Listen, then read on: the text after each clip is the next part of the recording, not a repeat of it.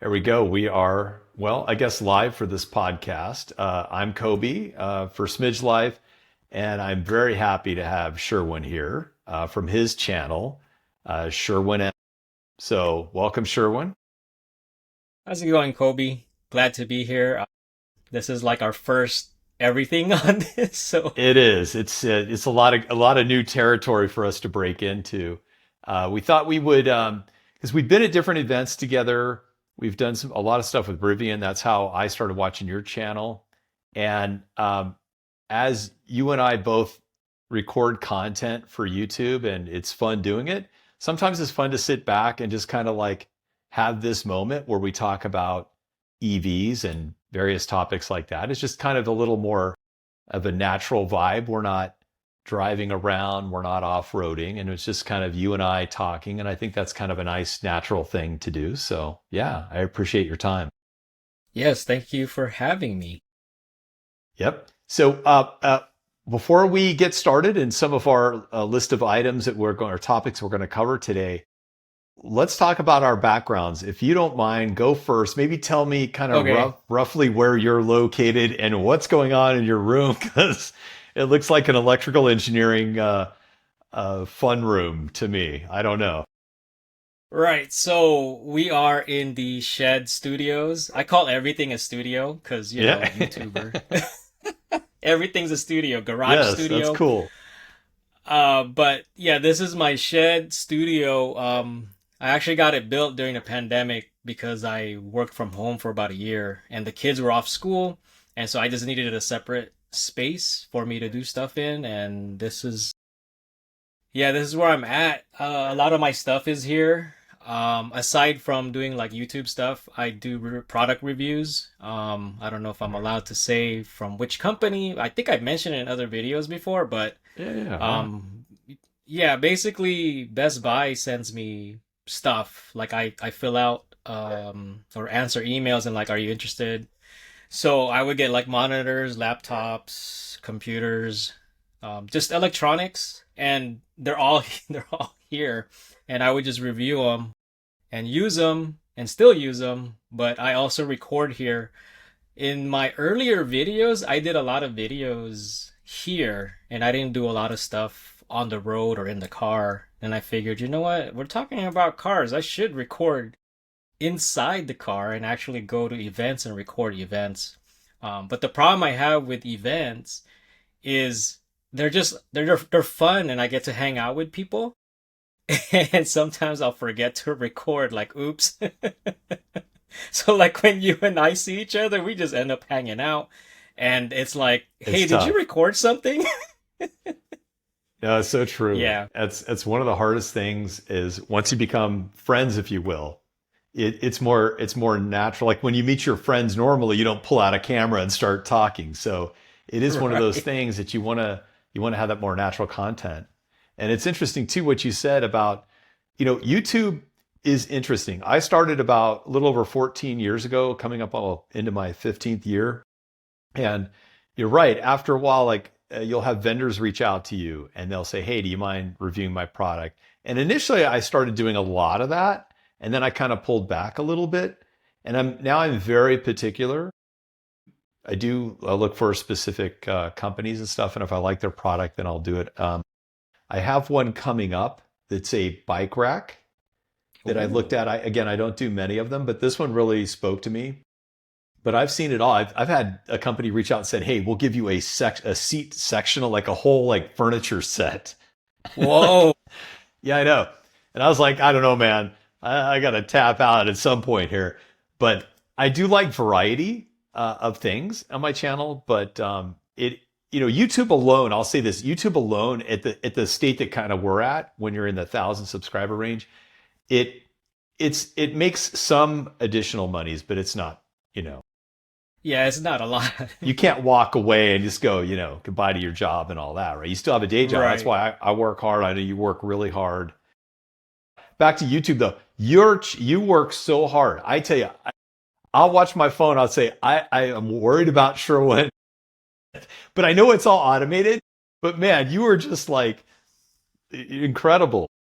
So I just get like I can only do certain things, and then it's like at some point I'm like, okay. So I try to do something once a week if I can. The shorts help, but anyway, I just thought um, you and I could kind of have this little dialogue, and just roughly where you're in Southern California, like I am, correct? Yep, Yes. cool. Yep. And then behind me, I've got this is my archives here. This is when I was growing up, my dad started this company, and then this was a company that he worked at, Lear Siegler. That's a ADM dump terminal right there. And that's a computer terminal. I won't say the name because it's a dead giveaway of who I am. Um, but I've got that. And then I've got a really cool picture. This was in his office. Let's see if I can not break something here. That poster right there is super cool. It's also an ADM dumb terminal with a, that's obviously from Star Is Trek. that the Enterprise? It Yeah. is the Enterprise, and this was in his office. I was a little kid when that was a thing. But these used to be a global, like they sold these things globally. They were in every airport and everything else. It was just such an honor and a lot of fun for me to be a kid because I was a nerd, definitely from an early age and got into all that. So anyway, I just wanted to kind of give people some background of what we have going on behind the scenes, a little bit more about you and your channel. Definitely, people should subscribe to your channel. It's incredible content, and there's a lot to go through. So good stuff. Yeah. Thank you. All right, you ready? Let's buckle in. Yeah. Yeah. Let's get into Rivian news. I think they've had a clearly not just Rivian, but a lot of any EV company has a lot of news going on right now. Rivian has their R2 coming out, which is extremely exciting. And I know if it were available at the time that my wife and I were looking, we probably would have gone with an R2 because I feel like it's more in line of what we're looking at. The R1T, I still like it a lot, but I feel like it is such a nice car. At times, it kind of freaks me out. I'm like, like, oh, I don't want to mess this up, or so you get a little nervous initially, but now I'm more comfortable with it. As you know, you and I have off-roaded with it and stuff, and you just become more at ease. Like it is what it is, but it's still on the inside, it's very high end, in my opinion. Remind everyone, what was the previous I asked you this and I can't remember. What was the prior car to that? Was it the Ford? No, The Jeep, Oh, it was a Jeep. Renegade. Okay. So that was like a four-door. It wasn't a truck, right? Because the truck is the Gladiator. Correct. Yeah, it's the Gladiator. It's the smaller. It's not the Wrangler, with the four door, the traditional Jeep look. Um, the Renegade was kind of the smaller, like baby version. Even though this one, the way we had was quite nice. It was the trail rated version. That was that was the car before this one. So we do like So to then go the skiing. R2 would have been a similar sized one from the Renegade. That's why you were leaning towards the R2 if it were available. Yeah, exactly. Because my wife does find that the Rivian we have now is a bit big for her profile wise when she's driving it. She doesn't feel as comfortable as I do. I don't mind it, but I'd say that's kind of the I want downside, but just it's just different for her, right? She would like something more sized, I think, like the R2. Plus, like you just got the R1S, and I think Yes. even though we've used the truck a lot, that's helped us here and where I live in Southern California. We have like an acre of land, and I was getting a lot of debris out, so I used the truck quite a bit.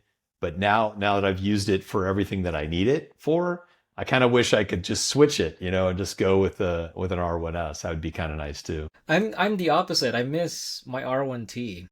But I do love being able to have 7 seats because there's trips that I would like to bring my parents along. But so far it's only been one trip. Yeah. But I do miss the R1T, but we also have a Cybertruck, but I like the R1T more because it feels more of a truck. And I'm a big truck, like I'm a fanatic. Like I love trucks. I'm not gonna say I'm a truck guy, but I love having a truck. Yeah. No, I get that. It is fun. It's one of those things where, like in your case, you have multiple cars. My wife and I, we just have the single car.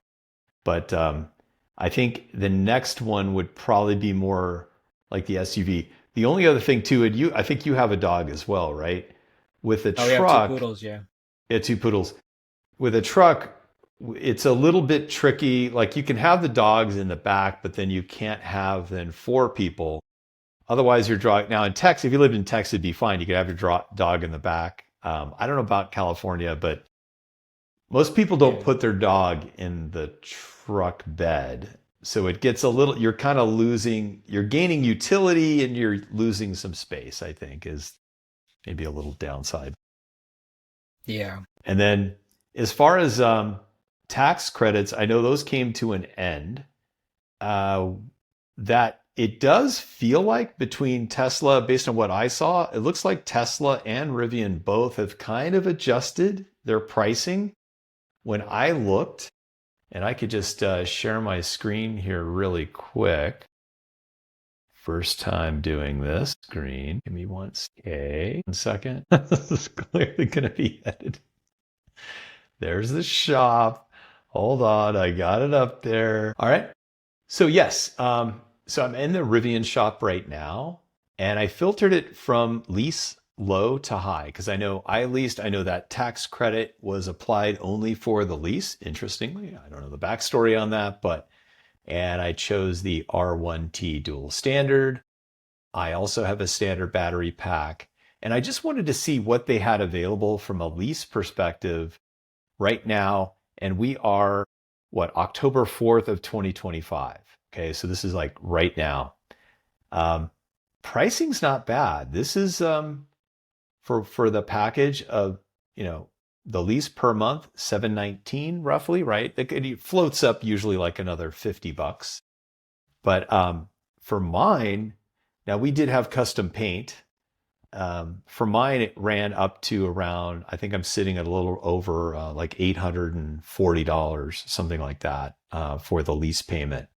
So, I mean, I don't know. Have you seen anywhere in here where they specifically call out that they're discounting anything?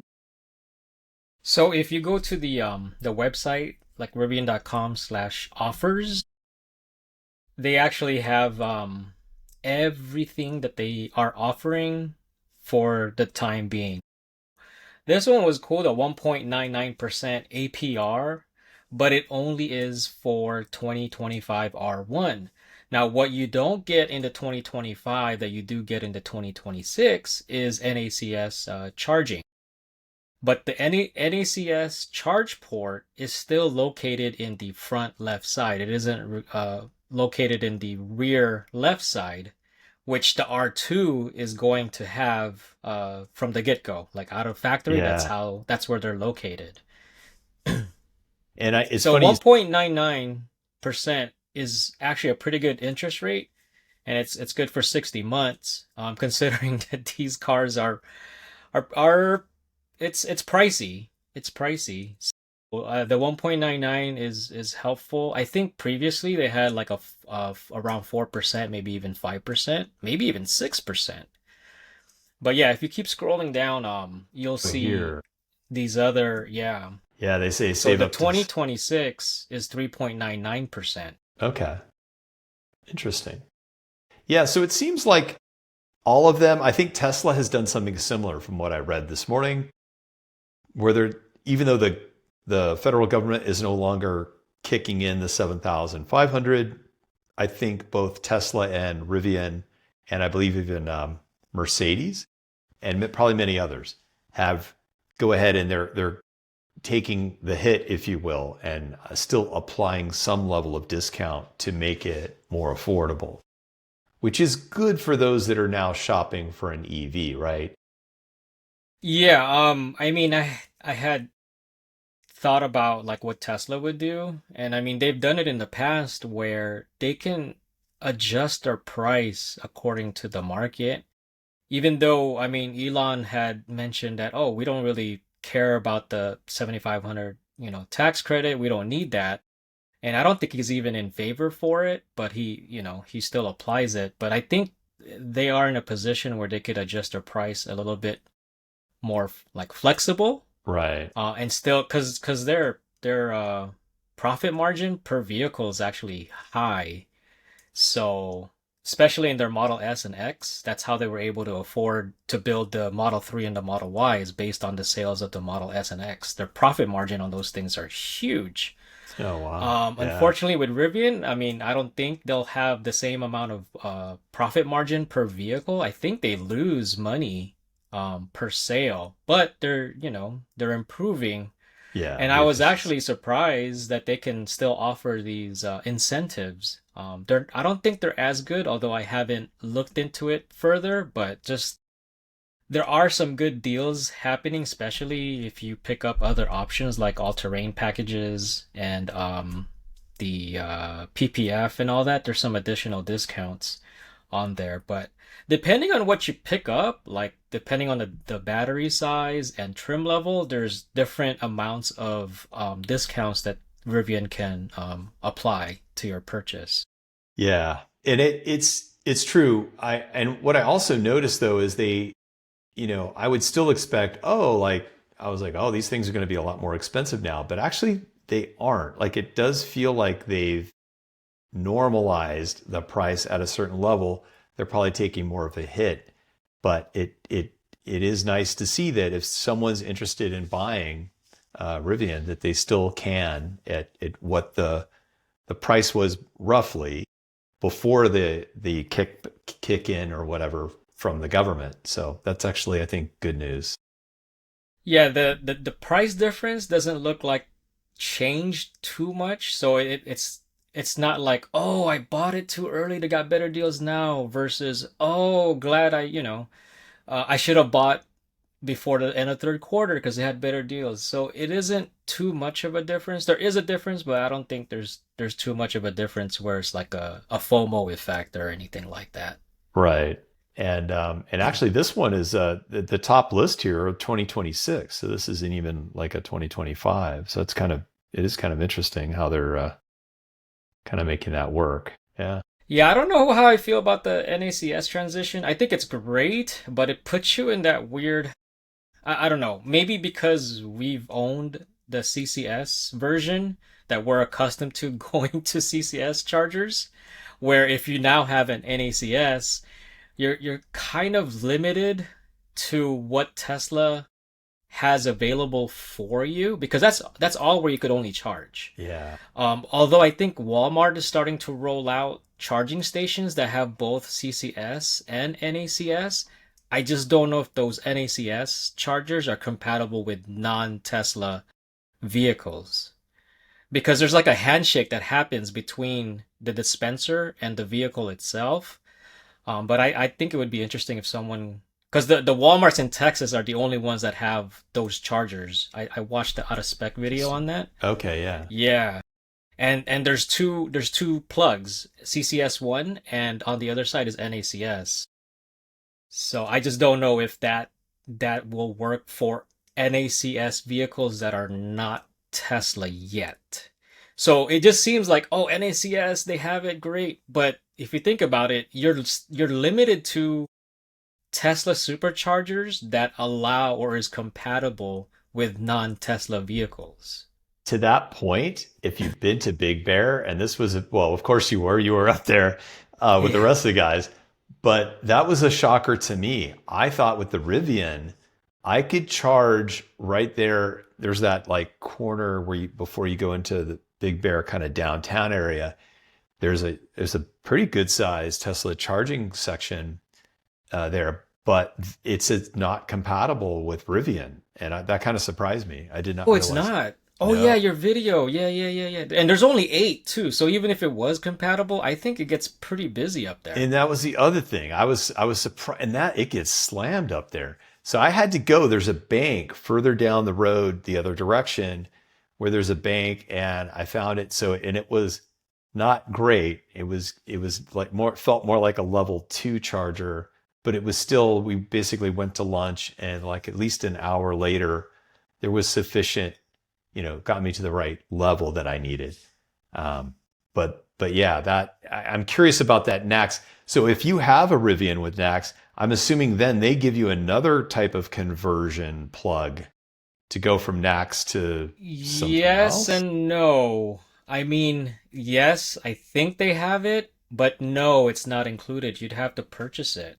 Oh, because they're Rivian, the entire Rivian network, that's the Adventure Network, right? It's not NACS. So The closest to us is Joshua Tree. And I want to make a trip over there because they actually changed, I think, half. Because Joshua Tree was one of the first sites that they made open to non-Rivian vehicles. yes. I think they're the V1.5 chargers.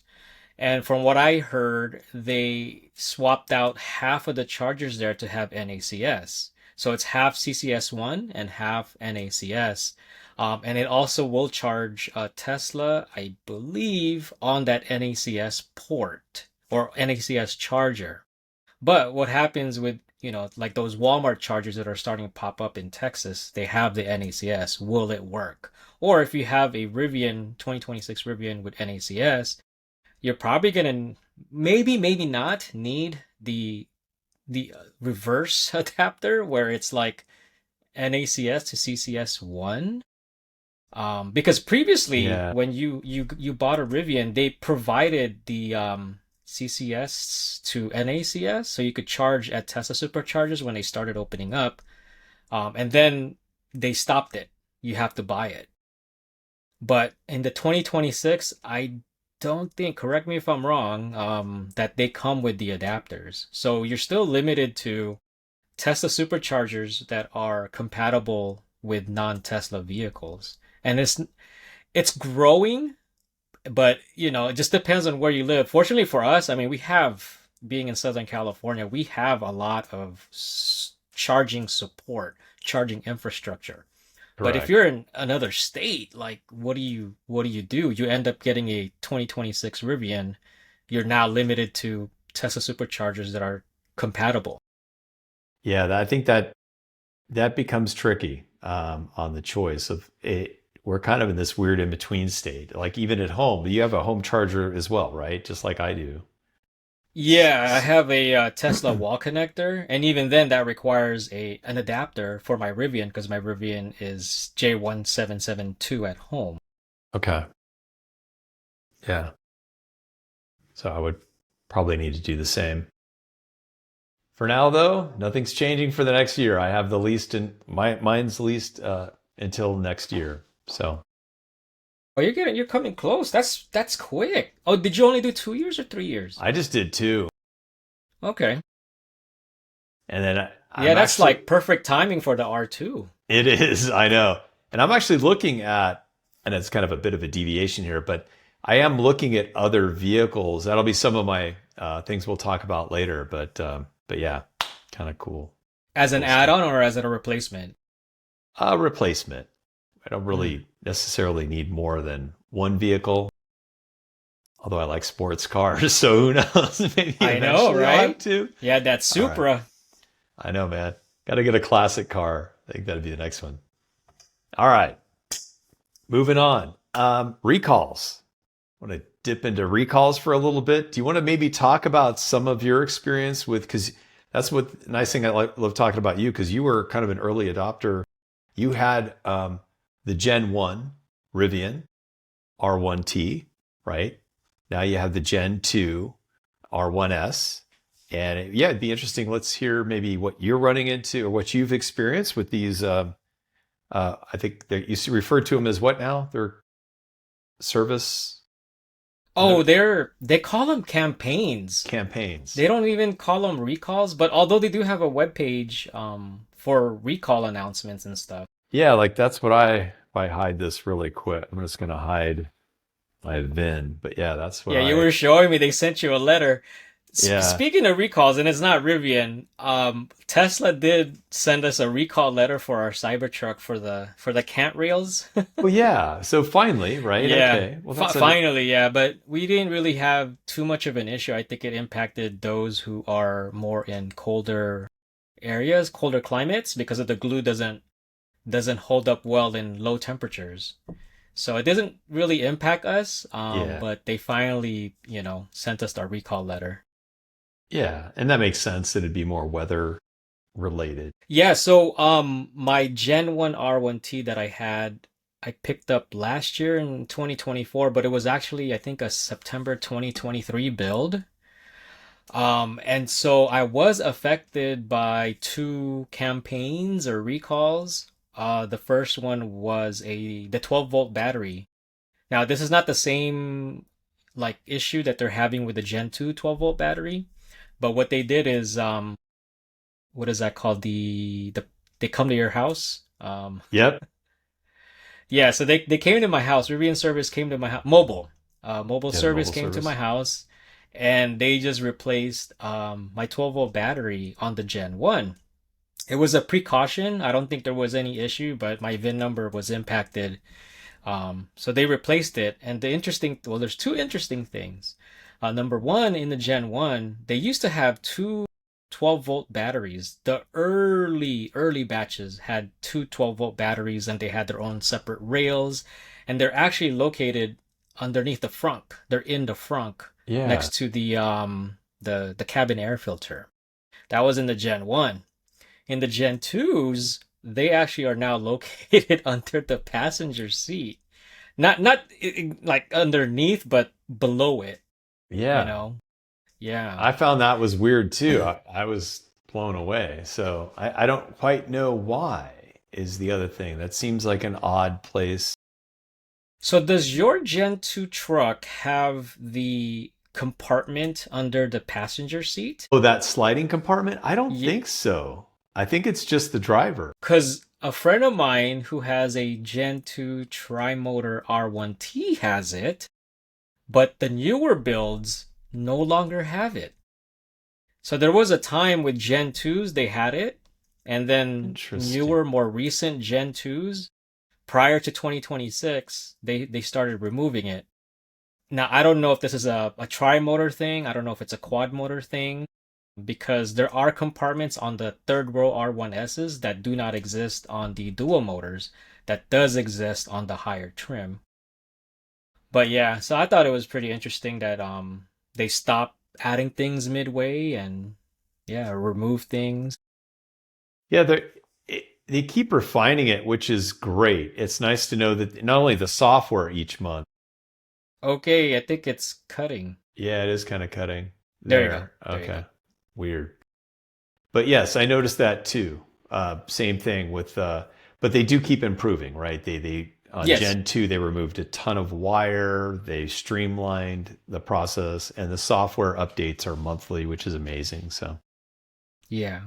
Yeah, the other like recall or campaign I got on my Gen 1 was the knuckle hubs.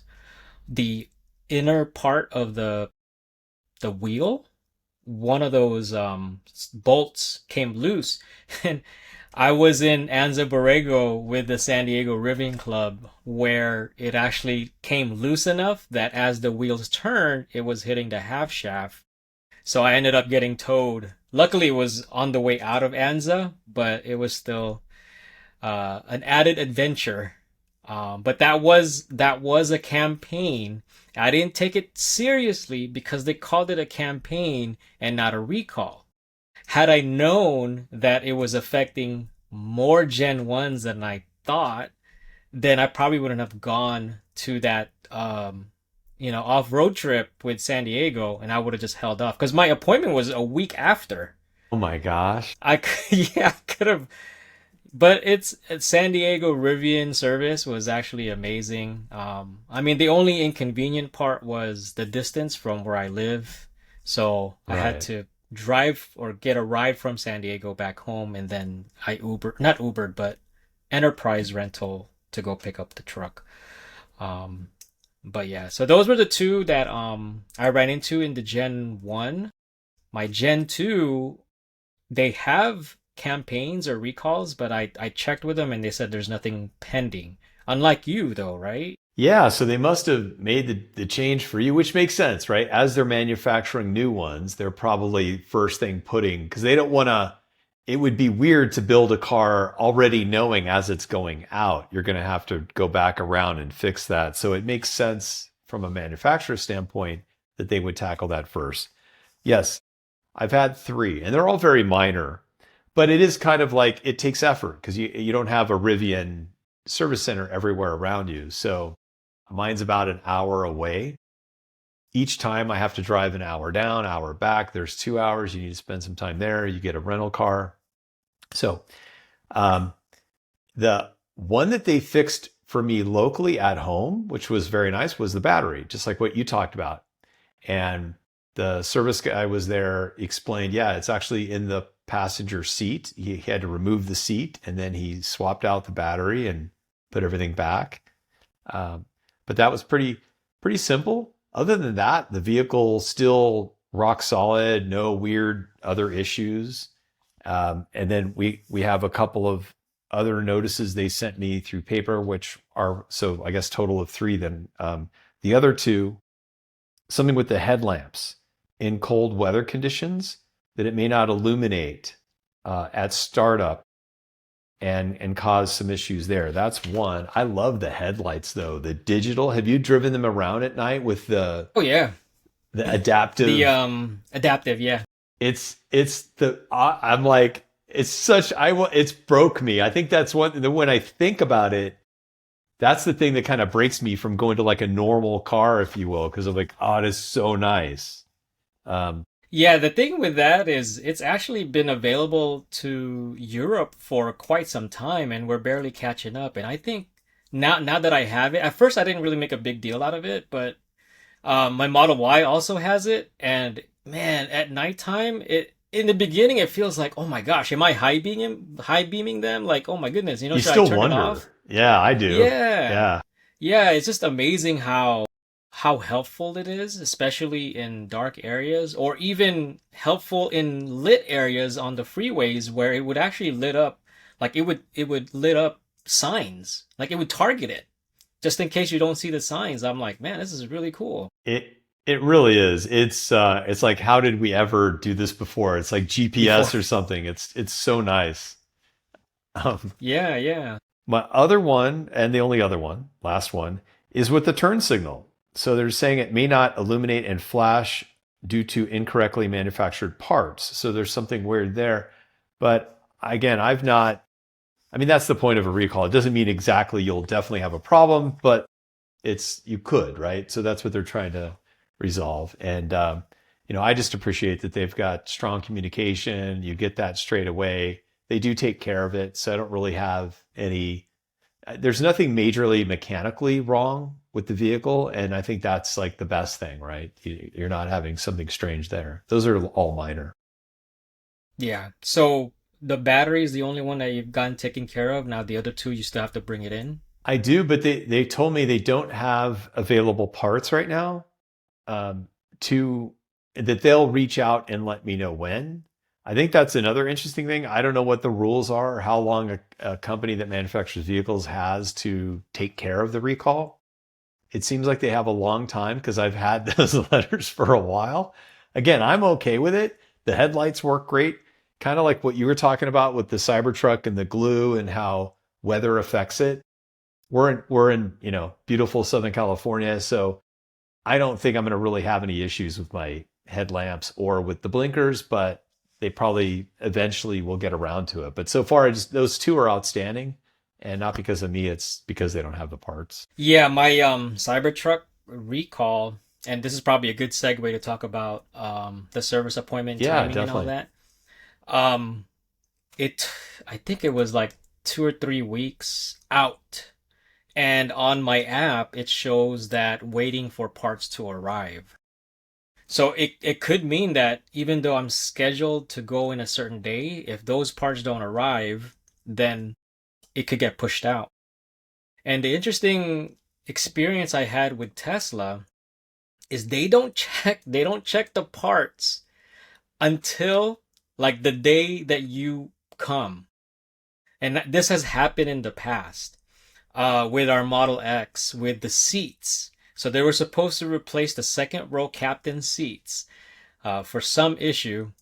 And I had that appointment set and everything, parts was there. The day of the appointment, they contact me and said, "Don't come in." I'm like, "What happened?" "Well, we inspected the seats and they're damaged, so we can't install them." And I'm like scratching my head. Y'all had the seats arrive like days before today, yet you didn't inspect it to see if it's something that's usable. So that's their what is it? The standard operational procedure. Like they Yeah, don't inspect it SOP. until the day of. Yeah. Uh, Yeah, so I had already made arrangement that day to go in for service and I just had to reschedule. And so I don't know if you've had experience like that with Rivian. I haven't. But it happens with Tesla and I still think it hasn't changed. They still do it that way. Interesting. Yeah, with Tess, I mean, sorry, with Rivian, I have not experienced that. Rivian isn't like with all companies. Nobody's perfect, but they're mostly pretty good. I have had some maybe not great experiences with them, or the thing where they question you hard on something because they don't right away, like, oh, it must be user error or something like that. You're like, no, I'm telling you legitimately, this is like a thing.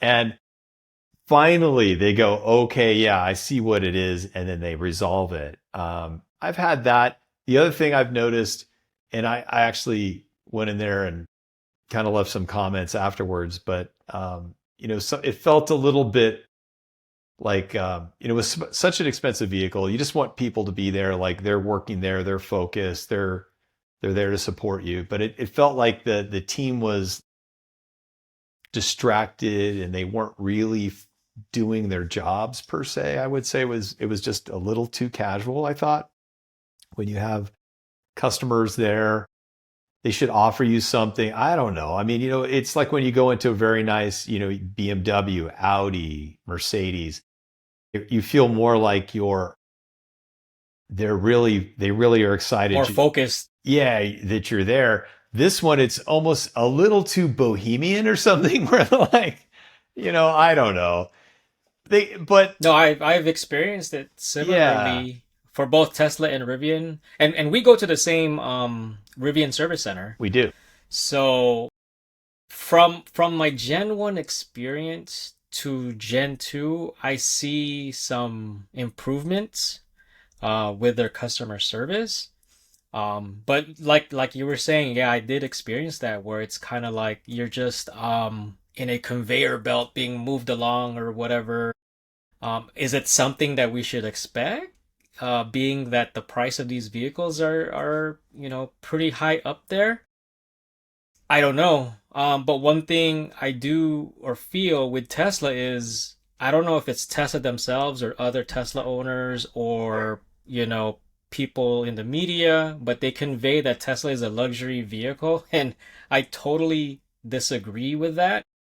Although many people have different definitions of what a luxury vehicle is. Prior to Tesla and Rivian, what I had as a luxury vehicle was an Acura. I thought that was I, luxury, I would agree. above Honda anyway, Yeah, yeah. yeah, no, absolutely. And when I did go to service with my Acura car, I did feel that, they're focused on you. Like they know who you are. I know who my service advisor is. I always go to that same one. Like it just felt like, okay, I'm paying a little bit more not only for the car and service, but I can see it. I can see when I bring in my car that they pay attention to you and like they just focus like they concentrate on your issues and they make you feel like you're the only concern that they have at that moment. But that's the brand, at least, Acura portrays, is, because their competition is like Lexus, BMW, Mercedes, stuff like that. So you could see, I could tell when I had Hondas before and Toyotas that I could see, okay, I feel more special when I go into Acura. Now for Rivian and Tesla, I think they're still above what I would feel when I go to Toyota or Honda or anything like that.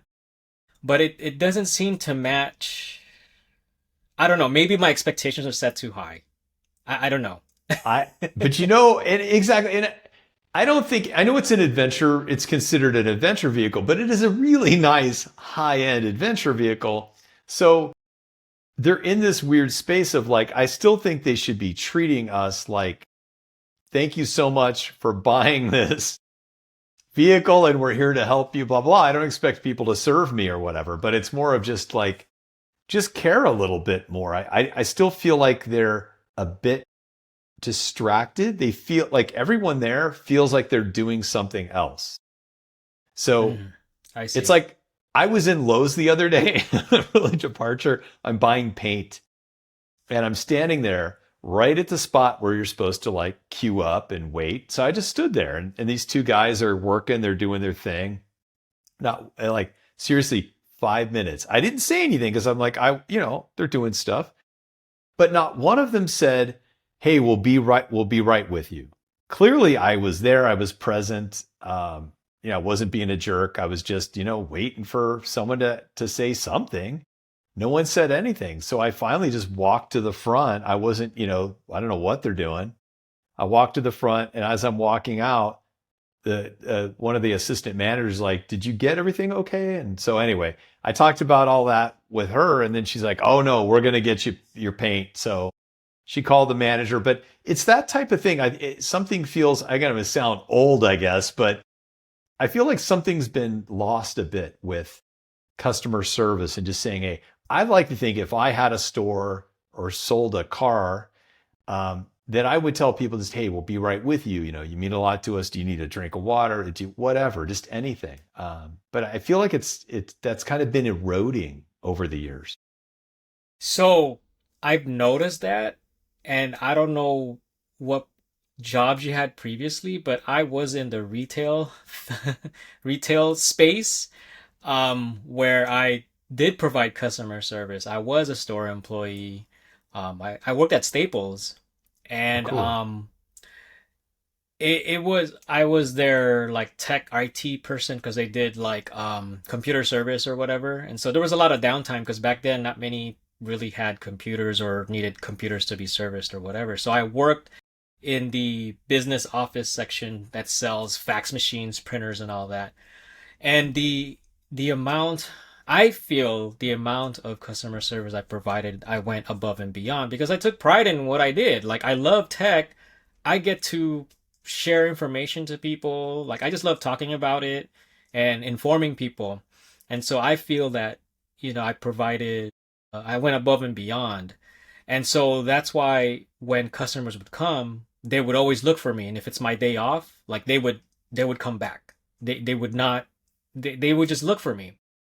And so coming from that, I think my bar is set a little higher than normal because it's like, well, I provided that kind of customer service years ago. Why isn't this thing exist anymore? Like why aren't I don't know. So maybe that's where I'm coming from, where it's like, man, can we get better customer service? Because I was able to do it years ago. It should be a lot easier now. I don't know. Yeah, I know. I feel the same way. So maybe, I mean, Rivian's got room to improve. Sounds like Tesla has room to improve. Let's hope that, they both kind of up their game because I think that's a I've seen some improvements with Rivian, which we'll talk about it with the service appointment, because I recently got one. But I've seen some improvements. So yeah. What did you want to go on to next? Or how are we doing on yeah, so time? the service Yeah, appointment, service. um, it actually took 2 weeks, and it wasn't even a recall or anything. I went to Big Bear a few weeks ago at the Toyo Tires Trail Pass event, and it was my first time actually doing camp mode, and I camped overnight. 39-degree weather. It was fairly chilly. First time camp mode, and it looked like my energy was consumed a lot higher than usual, because there was other Rivian owners there with R1Ts, Gen 1 with no heat pump that consumed less. So I Interesting. was kind of concerned, and I tried to take as much data. I forgot to take pictures of the energy usage the next morning, but I tried to provide him with a lot of the information as I could. And so for me to schedule the appointment, it took about 2 weeks. So, is that the pattern? Because I've been seeing people online in different locations that's like a month away. I think there's a YouTuber, Mike Crin something. I can't Oh, pronounce Mike. his Yeah, name. yeah. Because Yeah, yes, I know he Mike. he he was sharing that his he had to do something with his one of his vehicles, and February, I think February 2026 was the next appointment available, or maybe I read that wrong, but I know it's like over a month away. So And that's definitely something that they it's going to be tricky because they're trying to increase revenue, they're trying to grow, but they have this it's that, you know, it's that challenge. It's how do you improve customer service that you're trying to make more money? It's going to be a and challenge continue to for them. support your product. Yeah, and they're going to be now adding in the whole R2 thing, right? So eventually they're going to start pumping those out. Those will need service. They're going to have, things they're going to need to tweak and fix. So it's Yeah, if they're predicting that R2 is going to be a successful vehicle, the amount of cars going to be on the road will surpass what the R1s are going to be. How will they support? Because you don't tell me that, oh, it's going to be a perfect car, a first generation, first everything. You can't tell me that that's not going to have any issues. As much as I like the brand Rivian, you're not going to tell me that there's not going to be any issues. And now even more so with, the R2 fleet being sold plus your existing R1 Gen 1 and Gen 2. How are you going to provide support when you could barely keep up now?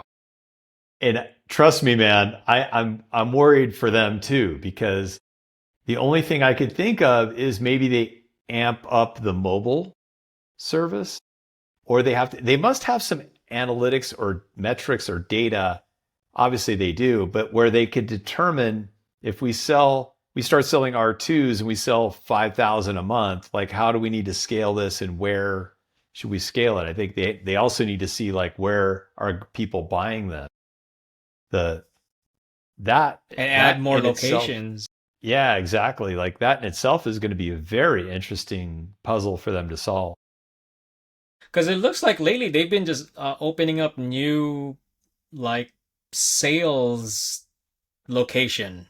Not service, but what is it? Rivian space? Yeah, And so, like, okay, you're gonna opening it up to more people where they can order, even though you could order online, but or maybe I guess you could test drive or demo drive. But now you're opening it up to more people have access to it. You're gonna sell more, but you're not building up your service location. right. It's like what a lot of cities will do as cities grow. You know this, like when I used to live down further in Southern California in Irvine, um, they build homes, apartments, expand, but they weren't adding more schools. So how, it became overcrowded. And that's the part where you're right. That planning is so important, but that also takes money. And for a company that's trying to stay above water, I can see where that's a bit of a challenge for them to crack that nut. I'm confident though, and as far as the quality of the Rivian, everything that I've ever had that's gone wrong with it, there really hasn't been much. They, in general, it's a very quality. You feel like that thing is not. You don't feel like it's going to fall apart on you tomorrow. You feel very stable and solid. I've always felt that way, both on road and off road. I don't know what, I think you've had a similar experience. Yeah, they've held up pretty good, both my R1T and R1S. Although I don't go crazy on off-road and stuff, Yeah. but I've had loaners in the past, Rivian loaners where in the Gen 1 what was pretty common is the rattles on the front dash. I don't know if it's a speaker grill, but it's right underneath the windshield. And that thing rattles. The loaners that all Gen 1 loaners I've gotten had that rattle. And when I had my R1T, I'm like, oh my gosh, is this gonna rattle too? Begin rattling? Like, I'm gonna go off-roading and dude, after months of going off-roading and afterwards, like no rattles, man. Like and rattles are one of those things for an EV that are a big annoyance because the cabin is pretty quiet. So the littlest noise, especially rattles, oh my goodness, man. So So well said, dude. Yeah, no, I could not agree more. In fact, on my Gen 2, when I first got it, there was a rattle we noticed when it was around 45, 50 miles an hour. There was like a certain vibration, and there's a clip or something in there they have to fix. So that's one of the things I opened the ticket and they fixed it. And ever since then, gone off road. Is not like it's rock solid now. But you're right. The vehicles are so quiet to begin with. If you hear a rattle, it's immediately you're like, what is that? Somebody it's like fixed amplified. it. It is. It absolutely is. Um, cool. All right. How we doing? We are at 52 minutes. I think we could just wrap up with updates, yeah? Okay. You called it, by the way. You're like, COVID is just Yeah. too many. Yeah, yeah. No, What do you because think? it's great when it's two people because you're bouncing off each other Yeah, and you just you lose track of time and but it's fun. It's great. Yeah. you do. And in a lot of ways, I think it's easier and it kind of is, it's easier content to produce, at least initially, and then maybe a little tweaks at the end. But it's fun. It's fun to kind of just have a moment where you're not having to worry about the vehicle or being at a location. You know this much better than I. You've been to so many, but it's nice just to kind of be at home and just kind of talk through everything. Um, so speaking of that, what is next on your channel, Sherwin? I know you probably have many videos queued up. A lot of people watch for those updates. And so maybe you could share a little here, a little sneak previews, and then I will do the same. Yeah, so I started doing like channel update videos, but even then now I've added more to my backlog of videos to edit. I think I'm about 4 to 6 weeks behind. So I have like videos that occurred over a month ago. On top of that, I think you mentioned, oh, you do reviews, but then you're picky with them too. So I have to do those videos as well. And then there's events coming up. We have a Vegas run, a Las Vegas zero emissions run, coming up next week. So that's just more stuff. Yeah. So other than that, I mean, there's always something. I try to do 2 videos a week, but lately it's been 3 videos a week and sometimes four. And there's two problems that I think about. Number one, the time to actually edit it, and then number two, people are gonna get tired of my face if I put too much As much as I want to put like a content every day or every other day, I feel like people just get tired because I get tired. I get tired of people I watch on YouTube. Not that I don't like them. It's just you want to like, oh, I can't wait to see the next video or whatever. But then if you, I don't know. Yeah, And some no, people are good at doing everyday content, like daily content. Some people are good at that, but on top of that, you got to edit, you got to film, and you got to edit. And then, you got other things that come about. So it's time.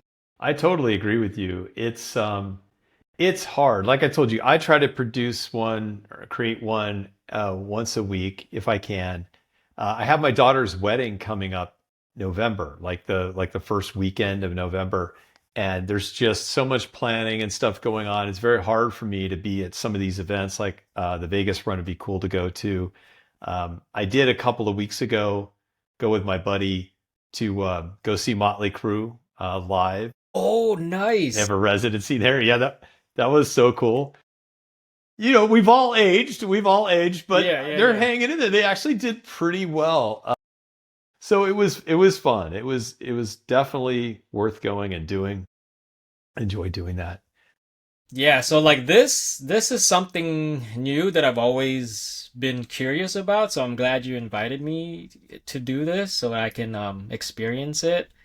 But yeah, th those channel updates, I try to figure out, okay, well, am I gonna do those edit like regular video and edit? Should I go live and just talk about it? And the thing with live is I can't really edit anything, and I'm a visual person, and I love putting up B-rolls and Yeah. images on the screen and stuff like that. So you can't really do that with live stuff.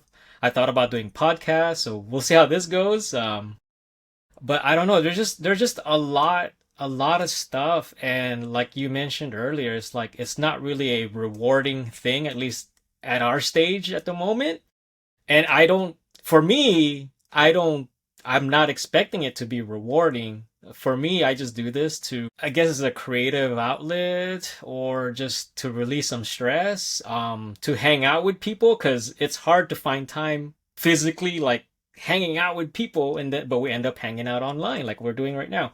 It's so true. So is this one of those like outlets and stuff? So I enjoy doing it, and yeah.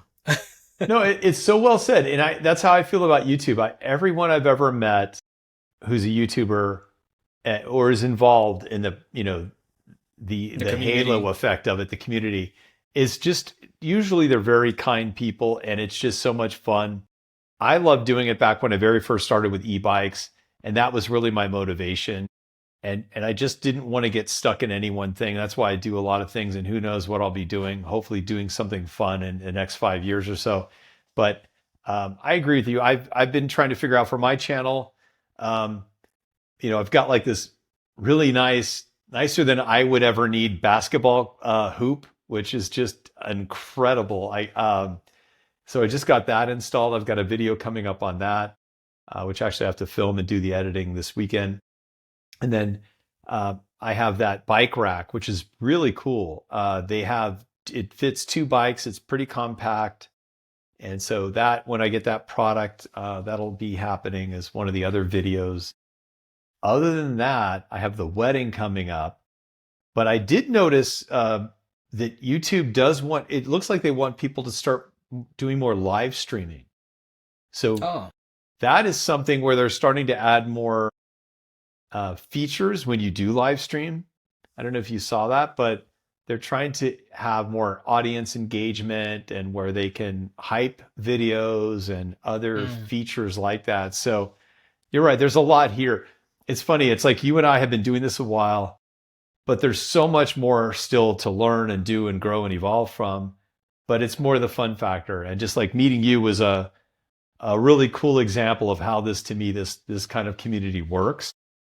And although it was expensive to buy a Rivian, the fact that I get to meet people like you and Cobra and some of the others, Buttery, Evie, they're just such nice people, really cool to hang out with. And I do look forward to our next adventures, whatever that happens to be. It is hard to get so many people like organized and into one, event, but once the wedding for my daughter wraps up, I do plan on getting into some more things, doing some more camping and fun ideas like that. So that's kind of what's going on in my world. Cool.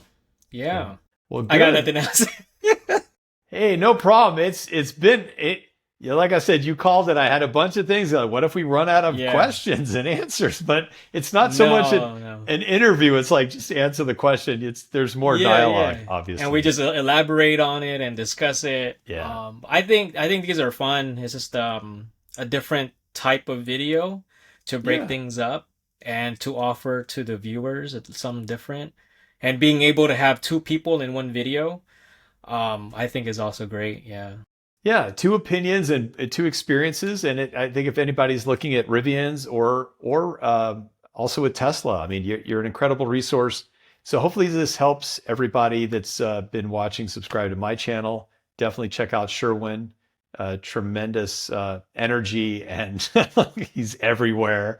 So I hope to still obtain to that level at one day. Well, it's tough with a full time Yeah. job. I don't know how you do it, It's man. it's hard, yeah, yeah. And if you are curious about getting a Rivian, consider using Kobe's referral link or myself, Rivian, and yeah, it's gonna be fun. It's gonna be interesting what's gonna happen not only in our channels but with the Rivian and with Tesla and with the tax credit gone and who knows? But very excited. Technology progresses, and can't wait to see what these companies are going to have to offer.